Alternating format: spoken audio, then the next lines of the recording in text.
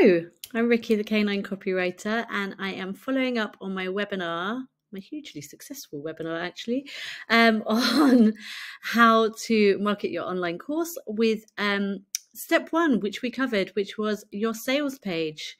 So it's all well and good me telling you that you need to write a great sales page if you're going to sell your online course or anything really.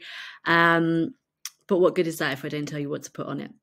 So your sales page is the pinnacle of your marketing. It's where you're driving all of your traffic, whatever activities you're doing to grow your visibility and meet people where they're at. Essentially, you're sending them to your sales page in the end in order for them to buy your thing. So if it's not written well, then you're going to fall at the final hurdle. You're going to have put all of that effort in and it's all going to be a waste of time. So I'm going to walk you through very, very quickly the 10 essentials to include on your sales page. So the first thing that's really important is your headline. Now put some real thought into your headline because it is the deciding factor of whether anybody bothers reading anything after it. So really you want your headline to tell people very quickly what it is, who it's for, and what's the promise, what's the outcome, what can they expect if they buy your thing, what result are they going to achieve. So that's your headline. Next thing to have on your sales page is your intro. Here you want to really quickly get to the point. Again, who is it for? What are they experiencing? Why are they here looking for a solution?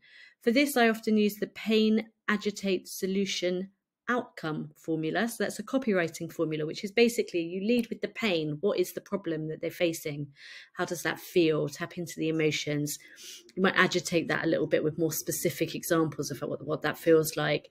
Then you introduce your solution, which will be your training course or whatever it is that you're selling. And then finally, I like to use the outcome element, which not everybody does, but it really allows you to hone in on how will they feel, what will life feel like after they've bought the thing, done the thing, and experienced the results. So that's your intro. Your promise is pretty much your outcome. You really want to hone in on the promise of what people are going to get if they buy from you.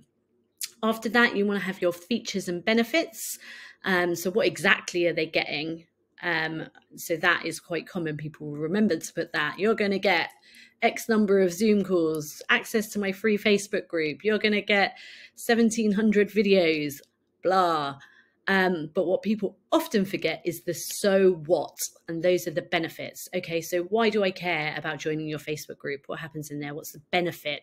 Okay, so again, we're focused on outcome. What is the benefit? What is the outcome of me accessing these videos? Why are they better than an alternative? So that's your features and benefits. Next is your price. So I often get asked whether you should have your price on your sales page. My personal opinion is yes, generally. Depends what you're selling, but generally I would put the price on the page because if it's buried, so often I see sales pages where I have to scroll and scroll and scroll. And if I'm lucky, I might find the price at the bottom of the page.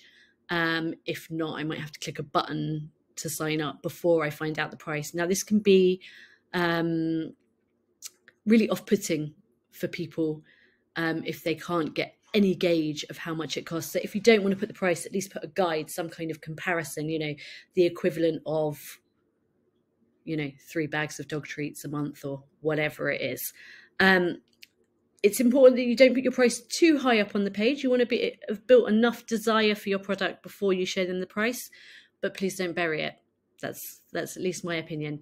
And then you want to have a call to action, which should be your button to book, your button to buy.